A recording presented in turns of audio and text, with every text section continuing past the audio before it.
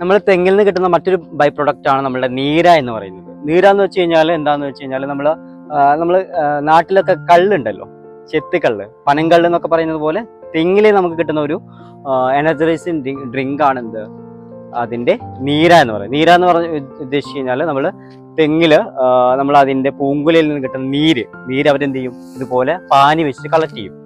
അത് കഴിഞ്ഞിട്ട് അവർ ചില്ല് ചെയ്യും. ആ ചില്ല് വെച്ച് തണുപ്പിച്ച് കഴിഞ്ഞാൽ എന്താ, ഒരു സോഫ്റ്റ് ഡ്രിങ്ക് ആയിട്ട്, ഒരു കൂൾ ഡ്രിങ്ക്സ് ആയിട്ട് ഉപയോഗിക്കുന്ന ഒരു പ്രൊഡക്റ്റ് ആണ് നീര. ഇനി നമ്മൾ തെങ്ങിൽ കയറുന്ന ഉപകരണങ്ങളുണ്ടല്ലോ, പല രീതിയിലുള്ള ഉപകരണങ്ങളുണ്ട് അല്ലെ. നാട്ടിലൊക്കെ നമ്മൾ പൊതുവെ കാണുന്നതാണ് മുള കൊണ്ടുള്ള ഏണികളാണ് അല്ലേ. എന്നാൽ നമ്മൾ ഇവിടെയുള്ള ഈ CPCRയിൽ ഇവർ ചെയ്യുന്നത് പ്രത്യേക തരത്തിലുള്ള ഏണികളൊക്കെ വെച്ചിട്ടാണ് എന്ത് ചെയ്യുക, അവർ തെങ്ങിൽ കയറാൻ വേണ്ടിയിട്ട് ഉപയോഗിക്കുക അല്ലെ.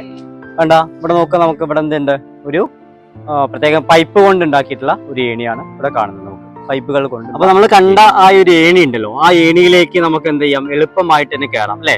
ഓരോ സ്റ്റെപ്പുകളായിട്ട് എന്തെന്നുണ്ട്, ഇതില് ഓരോ പൈപ്പ് വെച്ചിട്ടുണ്ട്. അപ്പൊ അതുകൊണ്ട് നമുക്ക് കൃത്യമായിട്ട് അതിൽ കയറാൻ കഴിയും. നോക്കാം, ഇതിലേക്ക് നമ്മൾ കയറുന്നത്. നോക്കും നിങ്ങൾ, നമ്മളിപ്പോൾ ഉള്ളത് ഒരു മിക്സ്ഡ് ക്രോപ്പ് സിസ്റ്റത്തിലാണ്. നോക്കുക നിങ്ങൾ, ഇവിടെ പലതരത്തിലുള്ള ക്രോപ്പുകൾ കാണാൻ പറ്റും അല്ലെ. നമുക്ക് എന്തുണ്ട്, ജാതിക്കയുണ്ട്, അതുപോലെ തന്നെ വാഴയുണ്ട്, അതുപോലെ സിനമോൺ, നമ്മൾ കറുവപ്പട്ട എന്നൊക്കെ പറയുന്നതുണ്ട്. പിന്നെ നമ്മൾ തെങ്ങിന്റെ ഇടയിൽ തന്നെ എന്തുണ്ട്, ഇവിടെ നമുക്ക് നോക്കിയാൽ കാണാൻ പറ്റും, നമുക്കിവിടെ തേനീച്ച വളർത്തുന്ന കൂട് കണ്ടോ, തേനീച്ചയെ വളർത്തുന്ന കൂടുണ്ട്.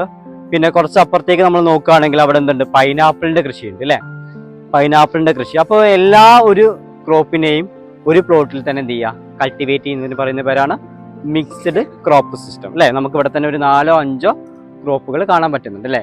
വാഴയുണ്ട്, തെങ്ങുണ്ട്, ഇടയിൽ തന്നെ നമുക്ക് എന്തുണ്ട്, കറുവപ്പട്ടയുടെ ഇതുണ്ട് അല്ലെ, പൈനാപ്പിൾ ഉണ്ട്. ഇതൊക്കെ ഇറങ്ങിയിട്ടുള്ള ഒരു പ്ലോട്ടാണിത്. കുരുമുളകുണ്ട് കണ്ടോ, കുരുമുളകുണ്ട് അല്ലെ. വാഴക്കഥ അവിടെ കുലച്ച് നിൽക്കുന്നുണ്ട്, വാഴക്ക നോക്കൂ അല്ലെ, നന്നായിട്ട് കുലച്ച് നിൽക്കുന്ന വാഴകളാണ് അല്ലെ.